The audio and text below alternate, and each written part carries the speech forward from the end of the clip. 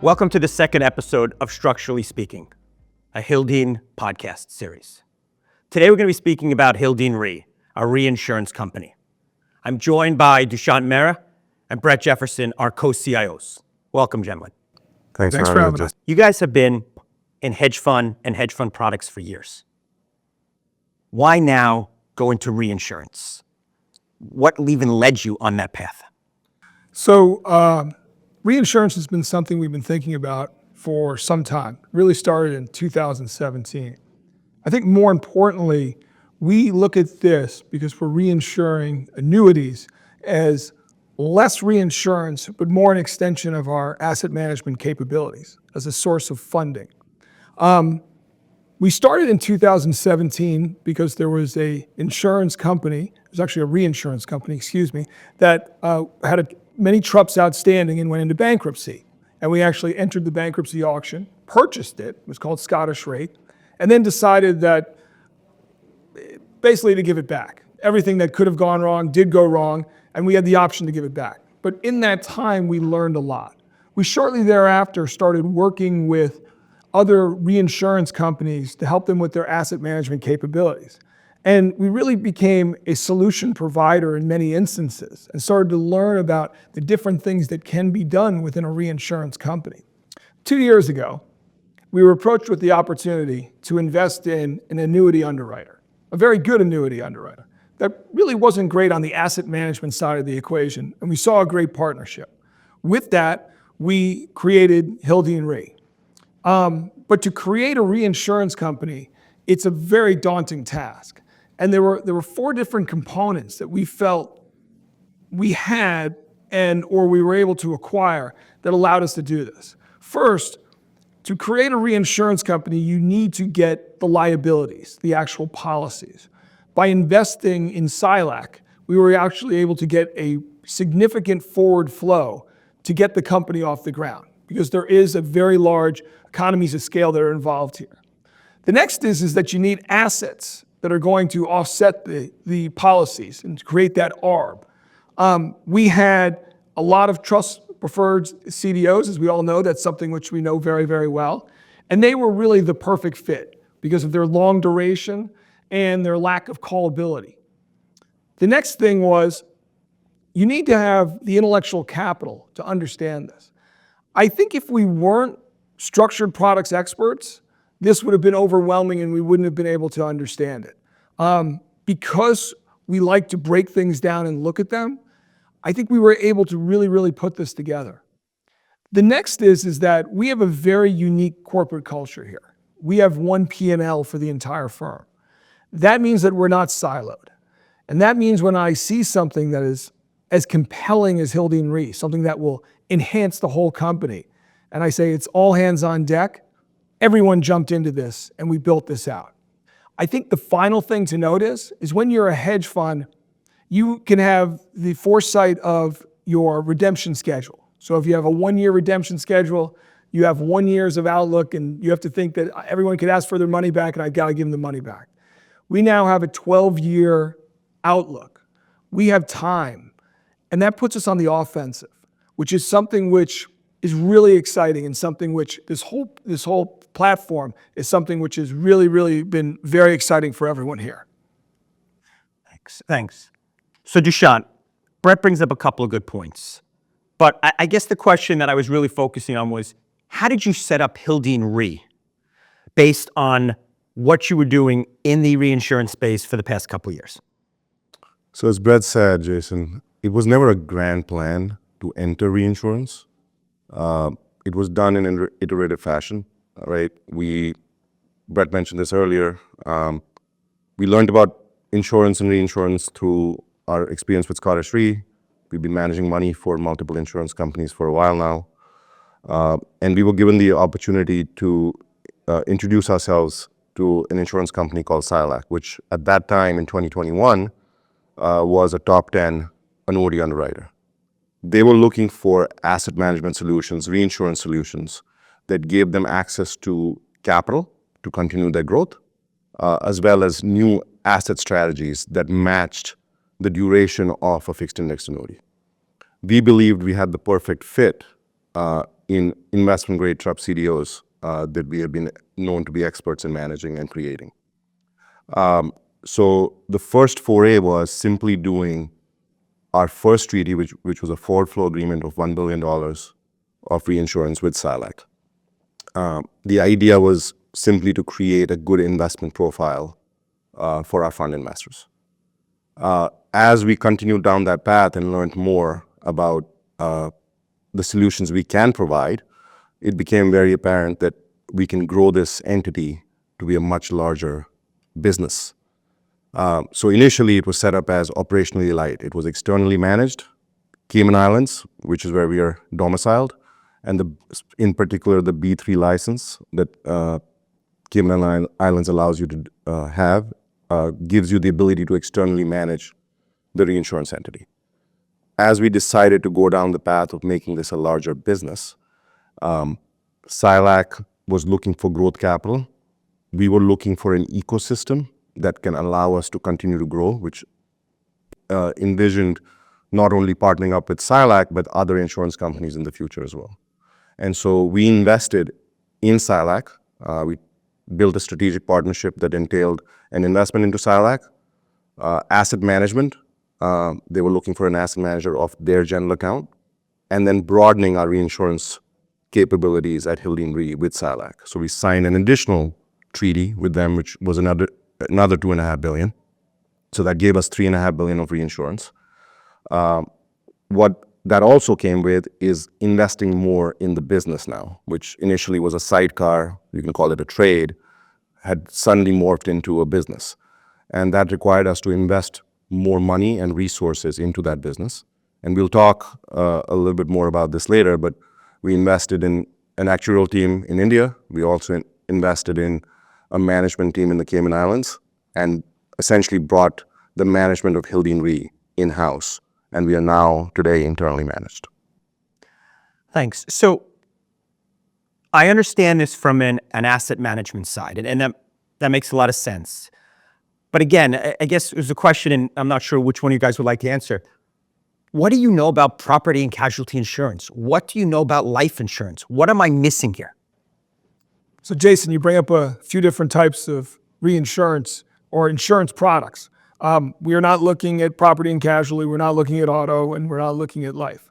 We are reinsuring fixed indexed annuities. Next, Jatin Dalawala is going to come in and he's going to go into them in great details. But what you should think about when you hear a fixed indexed annuity, it's in essence a savings account with a tax advantage because it's insurance. To delve deeper into our discussion on annuities, I've invited Jatin Dalawala, our head of research and insurance strategies, to join us. Jatin, welcome to this episode of Structurally Speaking. Great to be here, Jason, with you on Structurally Speaking. Thank you. Jatin, before you joined, we were discussing annuities, and we really were at a cursory level. But what I'd like to dig more into with you is help us explain annuities to our listeners. They've heard the term, but they really don't know what it is. So, Jason, in simple terms, an annuity is a tax-deferred retirement solution available to the general public, but mainly used by retirees, senior citizens, to either accumulate wealth or produce income for their later years. In a way, it's a tool to make sure that people don't outlive their income. So we see a lot of commercials now. We hear about annuities. It seems like annuities have exploded in growth recently. Is this a new norm, or is this just a fading fad that will come back to a level from years ago? Well, so there is definitely a cyclical aspect to this where, higher rates generally are associated with more annuity production, but there's no taking away from the fact that there is a secular trend towards more annuity volume growth as time goes on. Because if you think about it, from a demographic perspective, baby boomers are now, in their retirement zone. And as, we've kind of moved away from defined benefit products to defined contributions, like you don't have a pension, I don't have a pension, right? Whereas, 20 years ago or 30 years ago, most people, their companies, took care of, their later age, requirements. Now, everyone needs to take care of themselves and they contribute to 401ks and IRAs. And what that really means is there is a need for people to make sure that they are managing their own income and doing so in a prudent way where they're growing their income in a principal protected manner. That's where annuities come in. So there is a secular trend which I expect should go on, and the annuity volume growth should grow from here. So are all annuities the same? They're not. And again, like typically when it comes to annuities, there are you can define them by term or surrender charge period, and there are shorter annuities and there are longer annuities.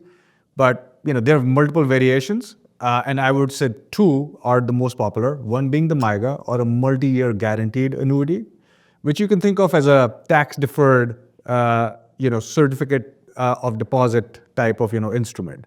Very simple, helps you grow your income for 2, 3, 5 years, with most people using it to just park money, let it grow in a bond-like manner, and then take it out at the end of that period. The other big variation here is called a fixed index annuity, or an FIA, which we internally call a FIA. And what a FIA is it gives the annuitant the ability to lock their money up for longer with the promise of earning some sort of equity-linked performance. So think of you may be a retiree and you want to lock in your, you have wealth built up, you want to lock it in for, let's say 7 to 14 years, depending on, what your horizon looks like.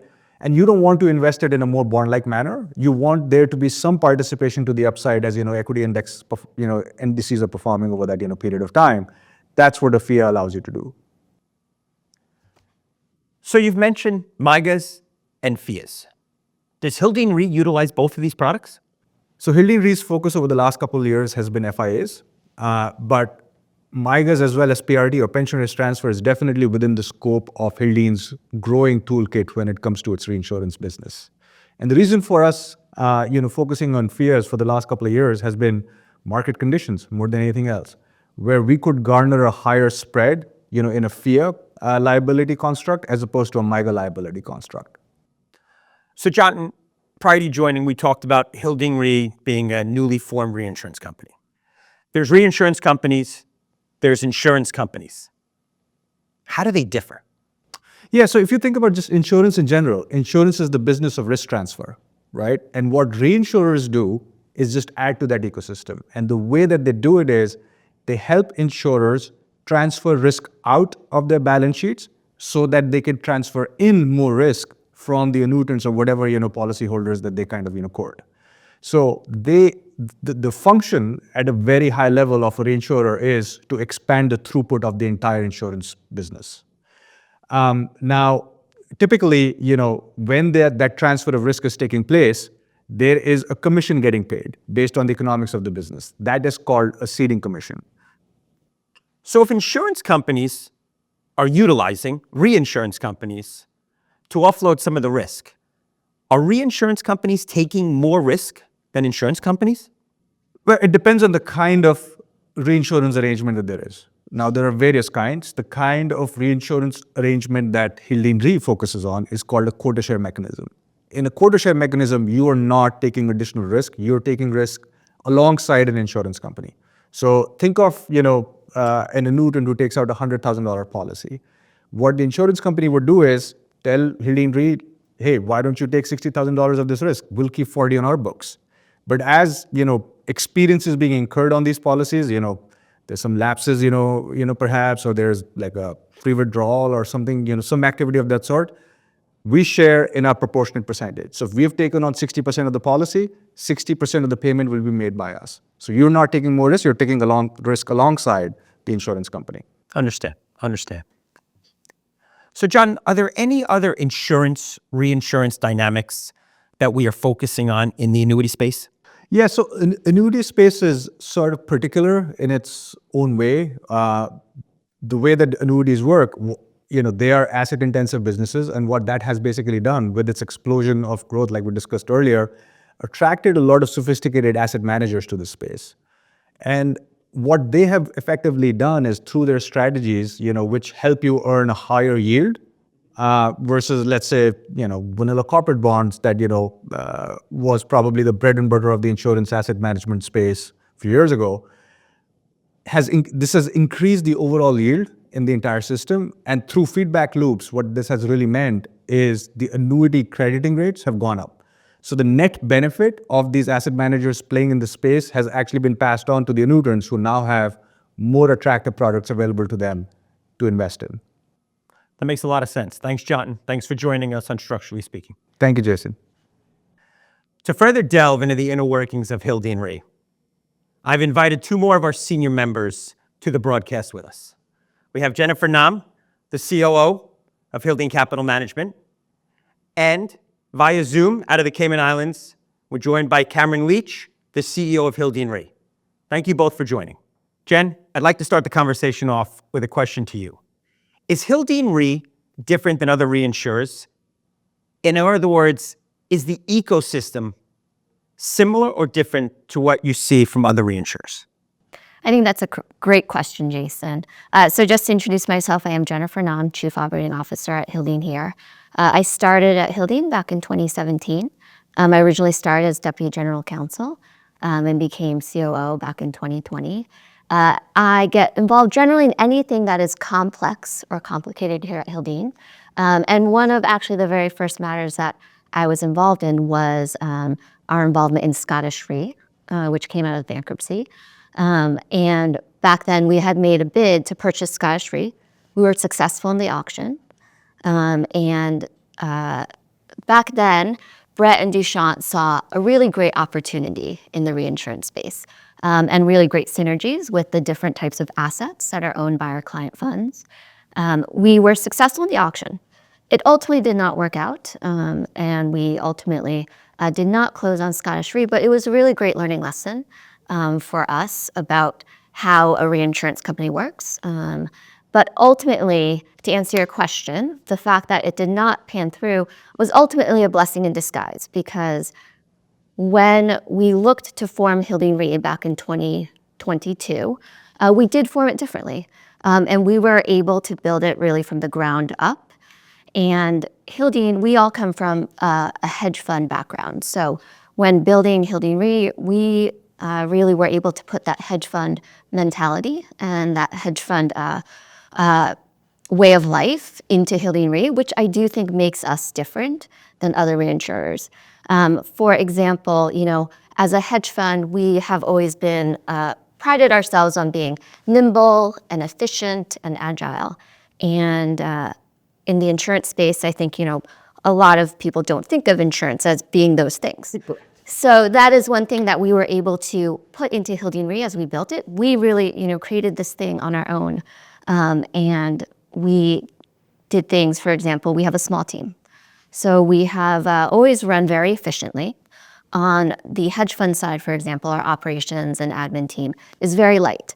And we use things like technology and programming, and we build a lot of systems ourselves from the ground up to make the processes efficient. And so we've brought that same kind of mentality and system into Hildene Re as well.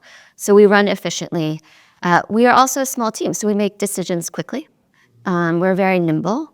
We are not bureaucratic, and we are able to respond and adapt to different things, changing landscapes in the insurance space, and also to be innovative.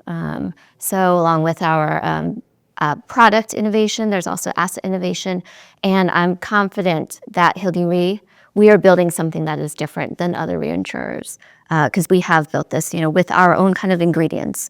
Thank you. That's a great answer. And Cameron, coming from a much larger organization into a reinsurance company the size of Hildene, what do you see, and what is your goal and plans for how to bring this and develop Hildene Re in a different light than other reinsurers? Yeah, thanks, Jason. And just to introduce myself, my name is Cameron Leach, CEO of Hildene Re here in the Cayman Islands. Bring a great deal of experience from the U.S. insurance world, where I've previously held roles building offshore affiliates for some large U.S. insurance companies. Certainly, the opportunity to come to Hildene was a great one because of the different perspective that exists here. Certainly, a lot of the things Jen has just mentioned are what drew myself and my team here. We, being offshore, we're very familiar with the need to have that, very agile approach to the operating model, be able to make decisions quickly. So I feel like it was a very natural fit for us there, and do see the contrast to that in some of the places that we have been before, where there's just a lot more people involved, and so it's just kind of a different approach, and different decision-making process. And then further, it was easy to get excited about joining here, as made to understand the foundations of their strategy. There is great alignment of interest across the system here, and we're trying to bring efficient capital to the market. There's a commitment to maintain very strong capitalization, throughout the lifetime here. To add, we have, recently, I'm not sure if this has been mentioned yet, but recently been issued a financial strength rating of B++ by AM Best. Was achieved on account of the strong capitalization, our continued commitment to building out a robust operational framework to support growth. Hildene has established, and we will continue to establish, unique collaborative relationships with our counterparties that provide unique feedback loops and allow us to really grow in a very measured way, and we're able to provide support back to the cedents given some of our broad insurance expertise. This could range from product development, transaction structuring, asset strategies, liability management, and on. And finally, the unique asset strategy and asset expertise here at Hildene is going to provide some unique opportunities across the insurance market. The availability of information here and the way it's processed and used ultimately allow us to trade simplicity for better returns and credit enhancements, and with sufficient protections that allows us to bring extremely efficient pricing back to the insurance industry. So in all, Jason, I came here because it seems like a place where we could leverage the expertise we have and really compete. Guys, you brought up a good point, and Jen, I'd like to start with you, and if Cameron can interject as well. We've set up this reinsurance company in the Cayman Islands. Every time you hear about a reinsurance company outside the US, you normally hear about Bermuda. Why did we choose Cayman Islands? Yes, so this goes back to the question about Hildene Re being different than others, and I do think that this is one of the ways that shows that we are different, but all for sensible reasons. You're correct. So Bermuda was really the offshore jurisdiction of choice back in 2022 when we were looking to set up the company.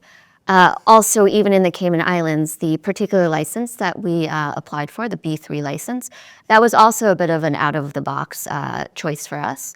But it really just made sense in terms of getting the platform set up. And Cameron will go into more of these reasons, but it was the most efficient choice in terms of licensing, and the most adaptable choice for us in terms of licensing.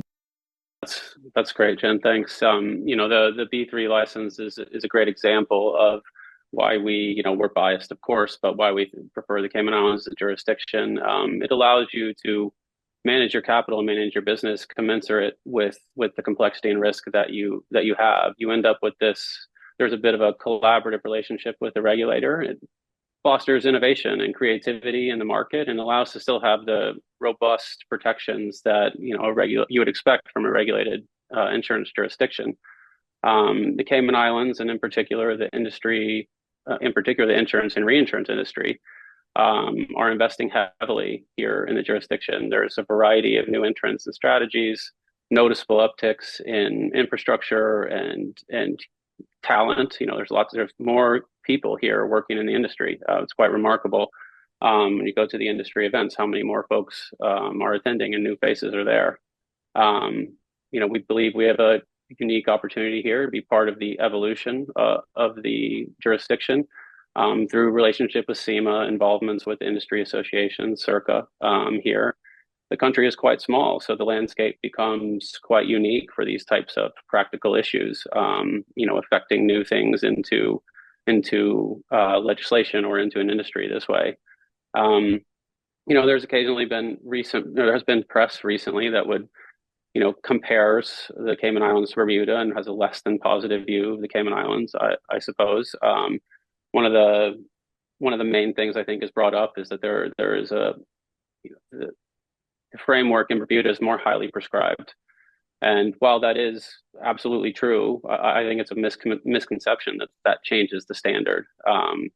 We like to say that the standard is effectively the same. It's just applied in a different manner, something more customized and appropriate for the scale and complexity of a variety of types and sizes of businesses. So, we write complex transactions, and many of them are customized for precise situations. And so we believe they require a little bit more focused and direct approach to assessing the risk. And, the Cayman Islands provides, a great place to build our business that way. And I want to thank the both of you for joining us on our second episode of Structurally Speaking. And I look forward to talking with you guys in the future. Thanks, Jason. Thank you, Jason. Hey guys, thanks for joining me again. I felt it was important to bring this full circle. We just had really good conversations with Jotin, Jen, and Cameron, really about the ABCs of annuities and a little bit more about the setup of Hildene Re. What I'd love for you guys to cover is there's a lot of reinsurance companies out there now. There's a lot of opportunities. What gives you guys, or what's your secret sauce? What makes you better than the others? Sure. So I would say we talked about our asset-based approach before. When you look at the insurance landscape today, the life insurance landscape or the annuity landscape of insurance companies, you can really split it into three distinct entities. The traditional life insurer, the life insurer or reinsurer that's owned by a private equity firm whose focus is on both corporate credit, publicly, and private corporate credit. And then entities like Hildene Re, where we are focused predominantly on structured credit. So I would say that, taking a step back, our secret sauce, as you put it, is focus on structured credit, our alignment with our investors, and then because of our alignment with our investors, our focus on alpha versus growth, which has been the DNA of Hildene ever since we started in 2008. Coming back to our focus on structured credit, you'll see a chart up here which talks about a traditional life insurance company balance sheet, which, as you see, has been focused on a mix of corporate credit and a very small portion of alternative assets. We talked about being a solution provider. We believe that our focus on structured credit can create investment-grade profiles which are safe for an insurance company balance sheet, can match duration profiles that they need to meet for their liability structures, may it be fixed index annuities or shorter multi-year guarantee annuities, with our focus on structured credit. Now, at the same time, while we are focused on structured credit, you have to keep in mind that fixed income as a whole has a law of diminishing returns. So I talked about alpha before. If you grow exponentially, at some point, you're going to have to take on a beta component. At some point, your returns are going to start to diminish because there is only so many fixed income securities that are created that we believe are worth owning.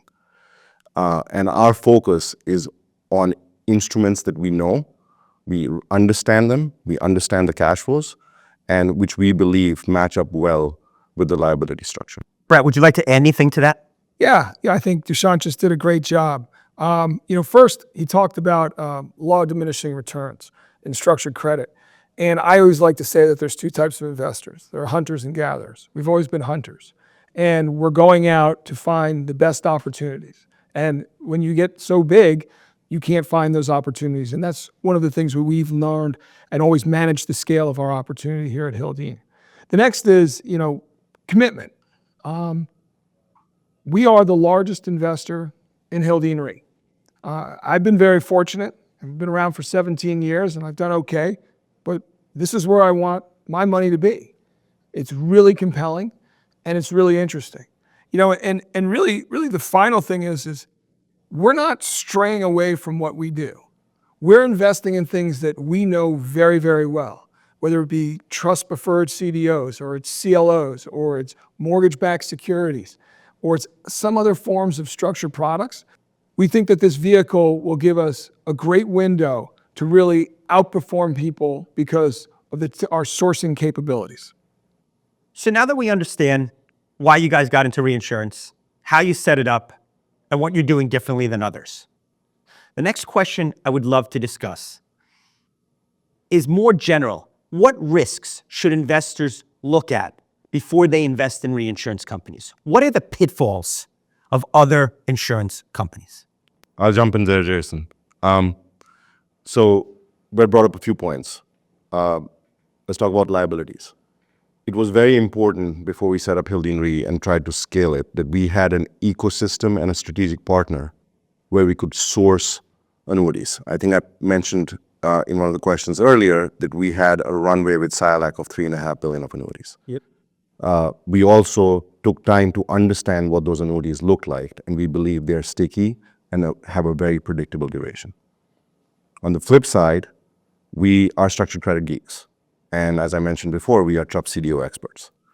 TRUP CDOs fit really well against that long duration liability structure. More importantly, because we are structured credit geeks, we can take any cash flow with an underlying credit component and create duration and credit profiles that fit the duration of the liability structure in the insurance company that we're talking about, as well as have a credit profile that is strong and can withstand different credit cycles and essentially investment grade in nature, which complements really well with what annuitants want us to invest in. Okay. So to summarize the points you guys just gave, would it be fair to say that you view reinsurance as a way to take advantage of non-mark-to-market term financing and investing in a pool of less liquid assets without any worries of having them called away from you? I would say yes. Excellent. So you guys are 2 years into the process now. Growth has been exponential. What are your plans for the near future? What are your plans for the longer term? Well, where this is different is this is an operating company, so we've got a lot of counterparties and people we're doing business with. Everything from creditors to cedents to rating agencies. Happy to say we just got rated by AM Best B++. But it's a different, mindset, but it's coming along great. Dushyant, anything to add? Yeah, I would say what we've essentially achieved over the last 2 years is being able to, I talk a lot about creating an ecosystem. We've been able to create this ecosystem where we have a unique and distinct liability sourcing advantage. We continue to build on a sourcing channel on the asset side, may it be TRUP CDOs, CLOs with our relationships with various managers, mortgage-backed securities, as well as mortgage loans through our relationship with Cross Country Mortgage, structured settlements through our various sourcing channels on that front. We've created this ecosystem of where we have an advantage on both the liabilities and the asset side. As Brett mentioned, we continue to invest into the business. We have brought on a management team in the Cayman Islands, a team of 4 that have a long-standing record of running offshore reinsurance companies.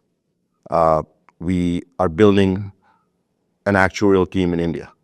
It's a strength of 4 people now, and the plans are to continue to grow it and essentially invest back into our efforts in the insurance and reinsurance space.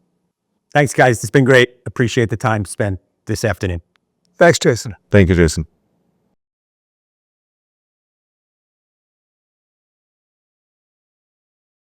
Hi, this is Brett Jefferson, President and founder of Hildene Capital. And today I want to talk to you about a very special organization, one that Hildene Capital supports. It's an organization called Team Impact.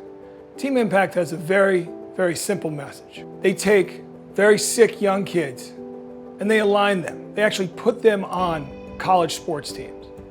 And just so you understand, when you're a sick kid, you usually spend a lot of time in the hospital, you don't have a lot of friends, you don't go to birthday parties, you don't have a normal life. So for these kids, this first interaction with this team is the first time that they've actually been a part of something. And they take it one step further, where these kids have a signing day, they're on the roster, they're part of the team. But it really helps benefit 3 different people, which is very unique for an organization. One is it benefits the young child that now is part of an organization. The next is it really benefits the parents, because for once they get to meet other parents. They get to see their child happy. They get to see their child part of something. And the third is the student athletes. They get to see exactly what this child is going through. And maybe some days when they're having a tough day, they can look at this young child and say, my day's really not that bad. So, Hildene, we're supporting Team Impact. And I encourage you to go to their website, look about what they do. And if you feel it in your heart to make a donation, please put the word Hildene in your donation, because we're going to match every donation that comes in up to $100,000 to help support this great cause. Thank you.